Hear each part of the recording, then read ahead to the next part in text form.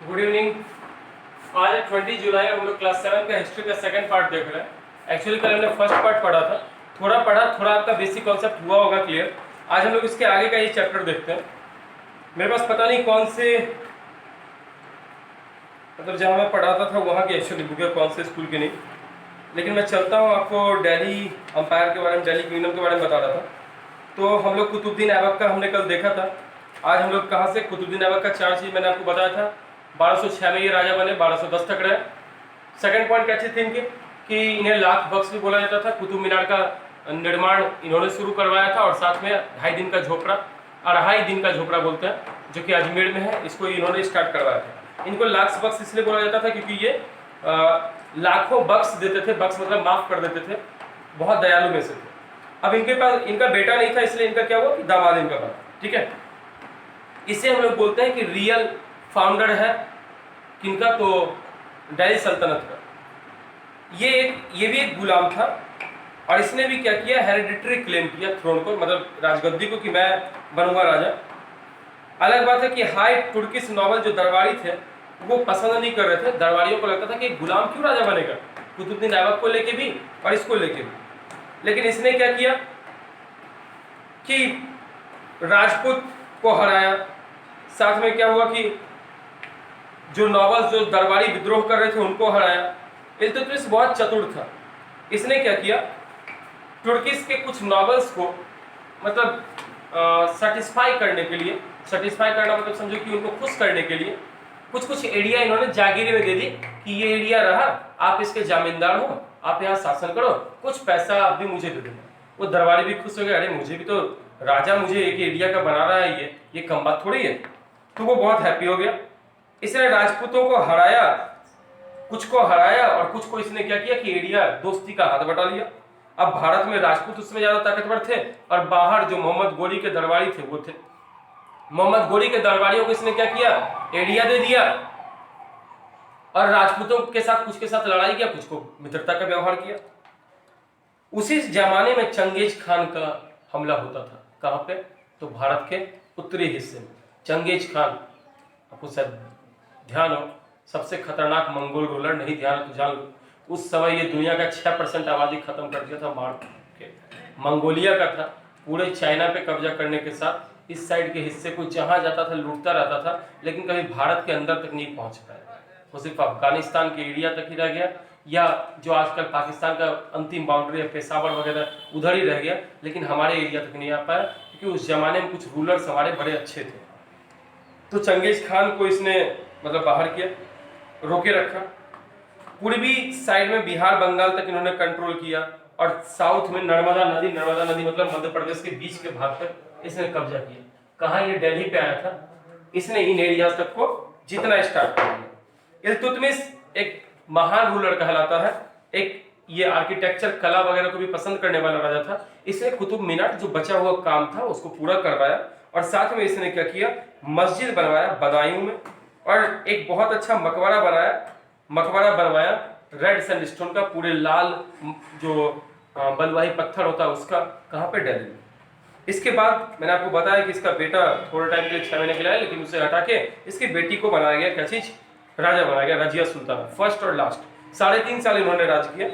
इल्तुतमिश के बेटे बहुत थे, लेकिन कोई भी उतना अच्छा नहीं था, इसीलिए मरने के पहले इसने बोल दिया कि मेरी बेटी को ही क्या बनाओ, राजा बनाओ।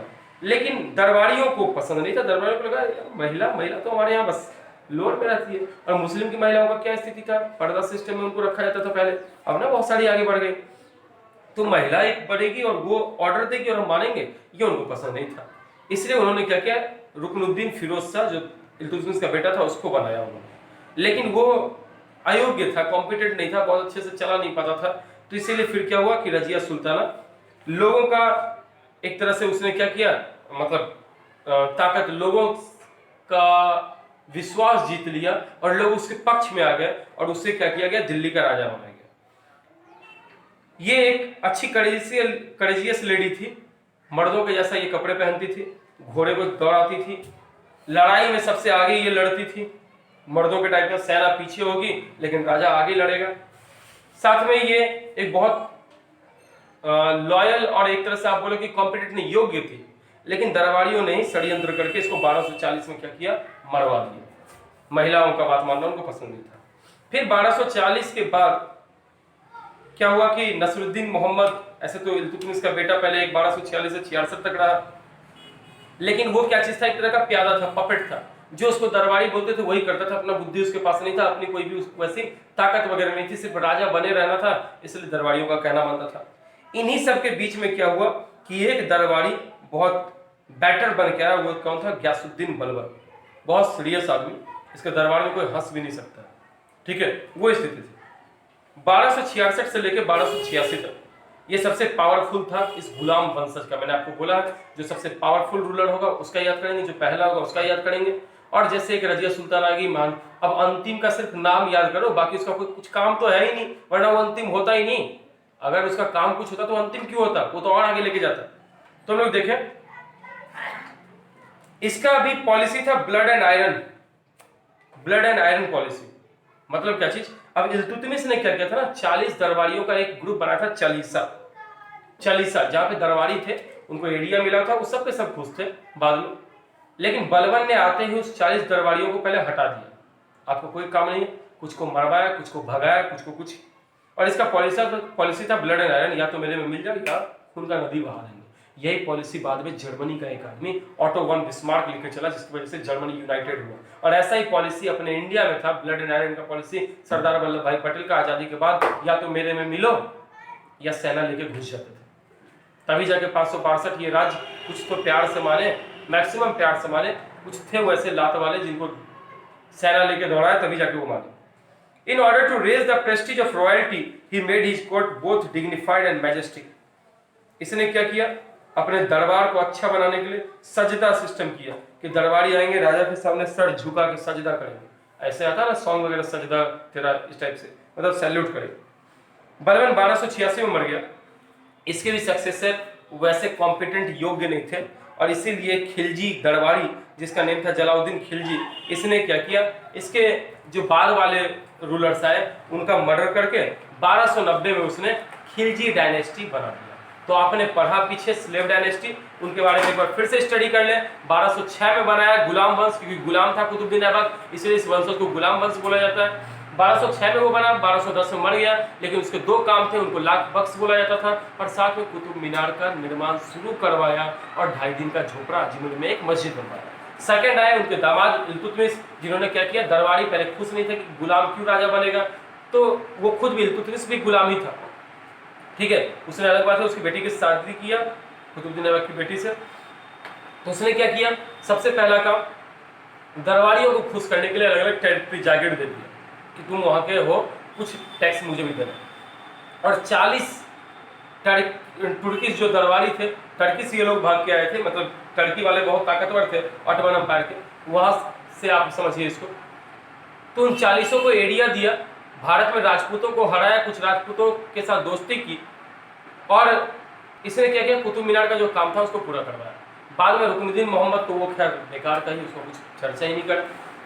उसके बाद क्या हुआ कि बीच में रजिया सुल्ताना आई, पहली और लास्ट महिला रूलर जो दिल्ली की बनी, लड़कों के जैसा घोड़ों पे सवारी करती थी, युद्ध में सबसे आगे लड़ती थी, दरबार चलाती थी, लेकिन उसे मर्डर कर दिया गया 1240 में। 1240 में जब उसका मर्डर हुआ, तो उसके बाद क्या हुआ कि 1240 में उनको मारने के बाद रुकनुद्दीन मोहम्मद को बनाया गया, लेकिन ये सिर्फ पपेट रह गया। 1266 में वो जाके मरा, तब जाके वहाँ पे बलबन राजा बना। और बलबन क्या चीज़ था, मैन ऑफ डेस्टिनी, एकदम बिल्कुल सीरियसनेस, अपने दरबार को अच्छा करने के लिए सजदा सिस्टम चलाया कि सैल्यूट करेंगे सारे दरबारी। कुछ दरबारियों को, वो जो 40 के थे, उनको क्रश किया, तोड़ा, और फिर इसने दरबार को बहुत कॉम्पिटेंट बनाया, योग्य बनाया, खुद भी योग्य था। लेकिन इसके बाद जो रूलर्स आए वो भी अयोग्य थे। तो 1290 में जलाउद्दीन खिलजी, जो कि अंकल है अलाउद्दीन खिलजी का, जलाउद्दीन खिलजी को भी अलाउद्दीन खिलजी मार देगा। इसलिए लोग बोलते हैं सत्ते में कुछ भी हो सकता है, मतलब जड़ जोड़ू जमीन के लिए लोग किसी भी हद तक जाते हैं। इसलिए यहाँ पे पॉलिटिक्स है, पॉलिटिक्स बहुत गंदी चीज़ है, कभी भी वो बेटर नहीं है। लोग अपने आप को जिताने के लिए कुछ भी करते हैं। सेम यहाँ हुआ, जलाउद्दीन खिलजी ने अपने राजा का मर्डर किया, दरबारी था 1290 में। 1290 से खिलजी का स्टार्ट हुआ।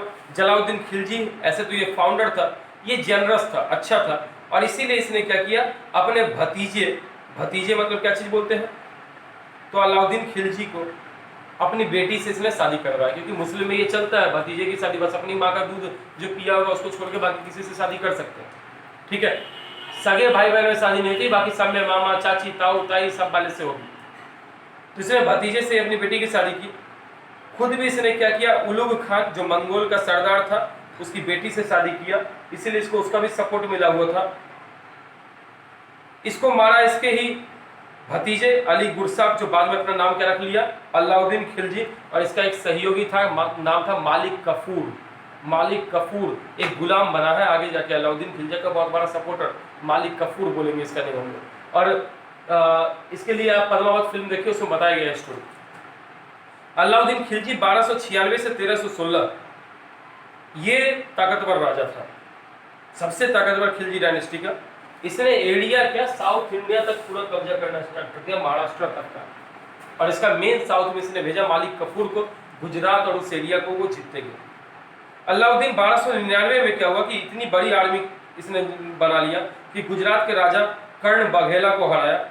इसकी फोर्सेज ने बघेला को हराते हुए फिर से सोमनाथ मंदिर को लूटा, और साथ में अदर एरियाज को। सोमनाथ मंदिर का आपको पता है मोहम्मद गजनी लूट के गया था 1027 में पहले, और बाद में ये फिर लूटा किसको, तो सोमनाथ मंदिर को।